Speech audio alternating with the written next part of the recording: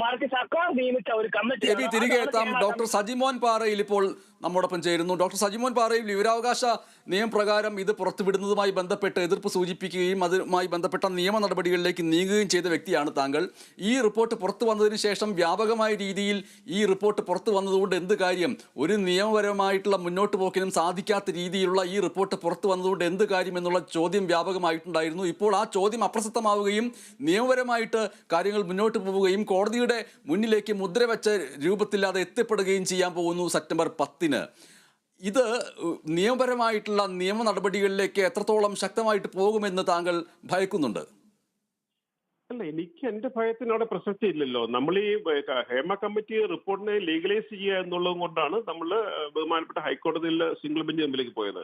അല്ല, എന്റെ ഭയപ്പാട് എന്നുള്ളതിന് അതോടെ പ്രസക്തിയില്ല. ആ ഹേമ കമ്മിറ്റി റിപ്പോർട്ട് പ്രസിദ്ധീകരിച്ചു. അല്ല, പല കണ്ടന്റുകളും ഒരു പക്ഷേ എല്ലാ മേഖലയിലും ഉള്ളതുപോലെ സിനിമാ മേഖലയിലും ഏതെങ്കിലും ഉണ്ടാവാം, ഉണ്ടാവാതിരിക്കാം. അപ്പൊ അത് ഏതെങ്കിലും നിയമത്തിന് മുമ്പിലേക്ക് ആ കമ്മിറ്റിയെ റിപ്പോർട്ടിനെ സ്വാധീനിക്കുക എന്നുള്ളതാണ് നമ്മളും ശ്രമിച്ചത്. അങ്ങനെ വരുന്നതിൽ സന്തോഷം മാത്രമേ എനിക്കുള്ളൂ. ഡോക്ടർ സജിമോൻ പാറയിൽ, ഇത് കണ്ടുകൊണ്ടിരിക്കുന്ന പ്രേക്ഷകർക്ക് സ്വാഭാവികമായിട്ടും ഒരു സംശയം ഉണ്ടാവും. അതൊരു നിയമപരമായ സംശയമാണ്. താങ്കൾ ഇതുമായി ബന്ധപ്പെട്ട നിയമ നടപടിക്രമങ്ങളുടെ പിറകെ പോയിട്ടുള്ളൊരു വ്യക്തി എന്നുള്ള നിലയ്ക്ക് ഒരുപക്ഷെ താങ്കൾക്ക് ഉത്തരം പറയാൻ കഴിയുമായിരിക്കും. മുദ്രവെച്ച കവറിൽ കോടതിയുടെ മുന്നിലേക്ക് ഇത് എത്തപ്പെട്ട് കഴിഞ്ഞാൽ ആക്ടിംഗ് ചീഫ് ജസ്റ്റിസ് ഉൾപ്പെടെയുള്ളവരാണല്ലോ ഇതിലുള്ളത്, അവർക്കത് തുറന്നു വായിക്കാൻ കഴിയുന്ന ഒരു നടപടിക്രമം ഉണ്ടാകുമോ? അല്ല, അത് കോടതിയുടെ മുമ്പിൽ പരിഗണനയുള്ള വിഷയം. നിങ്ങളെപ്പോലെ ഒരു പൗരനെന്ന രീതി എനിക്കെങ്ങനെ പറയാൻ കഴിയും അതിനെക്കുറിച്ച്?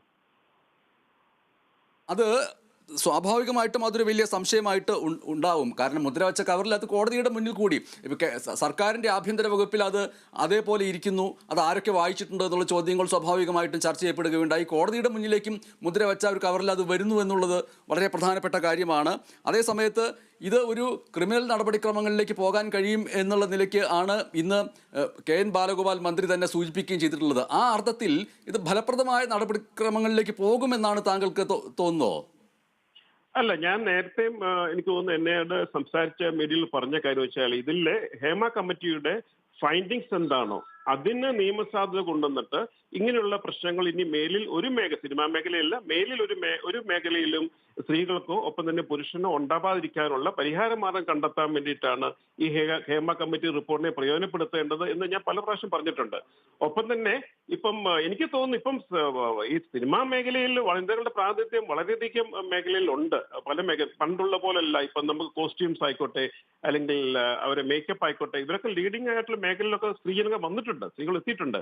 അപ്പോൾ ഒരു പരിധിവരെ സ്ത്രീകളെ സിനിമാ മേഖലയിൽ നിന്ന് മാറ്റി നിർത്തി എന്നുള്ള ഹേമ കമ്മിറ്റിയുടെ ഒരു കണ്ടെത്തൽ എനിക്ക് തോന്നുന്നു നേരത്തെ ഉണ്ടായിരുന്നിരിക്കാം. 10-15 വർഷങ്ങൾക്ക് മുമ്പ് സിനിമാ മേഖല ഉണ്ടായിരുന്നിരിക്കാം. പക്ഷേ പുതുതലമുറ ഇപ്പൊ സിനിമ ഒത്തിരി മാറ്റം വന്നിട്ടുണ്ട് അല്ലേ? ആ മാറ്റം വരുത്താനുള്ള കാരണങ്ങളും ഒക്കെ എനിക്ക് സ്ത്രീകളുടെയൊക്കെ വ്യക്തമായ ഇടപെടലുകൾ കൂടെയാണ് എന്ന് വിശ്വസിക്കുന്ന ആളാണ് ഞാൻ. ഈ കമ്മീഷന് മുമ്പാകെ മൊഴി നൽകിയിട്ടുള്ളവർ ഒരു പരാതിയുടെ സ്വരൂപത്തിലല്ല ആ മൊഴി നൽകിയിട്ടുള്ളത് എന്നിരിക്കെ അത് കോടതിയുടെ മുന്നിലേക്ക് മുദ്രവെച്ച കവറായിട്ട് വന്നാൽ തന്നെയും സ്വമേധയാ കേസെടുക്കാവുന്ന സാധ്യതകളുണ്ട് എന്ന് മന്ത്രി തന്നെ സൂചിപ്പിക്കുകയും ചെയ്തിരിക്കുന്ന പശ്ചാത്തലത്തിൽ നിയമ നടപടികളുമായിട്ട് മുന്നോട്ട് പോയാൽ മൊഴി നൽകിയവർ തന്നെ ഇത് തങ്ങളുടെ പരാതിയല്ല, അതുകൊണ്ട് നിയമ നടപടികളുമായിട്ട് മുന്നോട്ട് പോകേണ്ടതില്ല എന്ന് വന്നാൽ ഈ സെപ്റ്റംബർ 10-ന് മുൻപ് മുദ്രവെച്ച കവർ കോടതിയിൽ ഹാജരാക്കണമെന്ന് നിശ്ചയിച്ചിരിക്കുന്ന തീയതിക്ക് മുമ്പ് മേൽക്കോടതികളിൽ നിന്ന് നടപടികളിലേക്ക് പോകാനുള്ള സാധ്യതകൾ ഉണ്ടാവുമോ? ആക്ഷേപം ഉന്നയിച്ചവർക്ക് ആധികാരികമായ അവരുടെ തെളിവുകളുമുണ്ട്. ആക്ഷേപിക്കപ്പെട്ടു എന്ന് ഒരു വ്യക്തിക്ക്, ഒരു സ്ത്രീയോ പുരുഷനോ കരുതിയിട്ടുണ്ടെങ്കിൽ അവർക്ക് അതിന്റെ വ്യക്തമായ തെളിവും ഏതൊരു അന്വേഷണ കമ്മീഷൻ മുമ്പാകെയോ അല്ലെങ്കിൽ ബഹുമാനപ്പെട്ട കോടതിയിൽ മുമ്പാകെ സമർപ്പിക്കാൻ പറ്റുമെങ്കിൽ അവരതായിട്ട് മുന്നോട്ട് പോകണം എന്ന് തന്നെയാണ് ഞാൻ പറയുന്നത്. പക്ഷെ തെളിവുകളില്ലാതെ ഒരു കമ്മിറ്റിയുടെ മുമ്പിൽ റിപ്പോർട്ട് കൊടുത്തു അതിന് വ്യക്തമായ തെളിവുകളോ അല്ലെങ്കിൽ പേരുകളോ പറയാൻ കഴിയാതെ വരുന്നിടത്താണ് അവ്യക്തത വന്നത്. പക്ഷെ അവർക്ക് സ്വയം മുന്നോട്ട് വന്ന് അവരുടെ പേരുകൾ പറഞ്ഞുകൊണ്ട് അവർക്ക് വ്യക്തമായ തെളിവുകൾ കൊടുക്കാൻ കഴിയുന്നുവെങ്കിൽ അത് മുന്നോട്ട് പോകണം. അത് സ്വാഭാവികമാണെന്ന് ഞാൻ പറയത്തുള്ളൂ.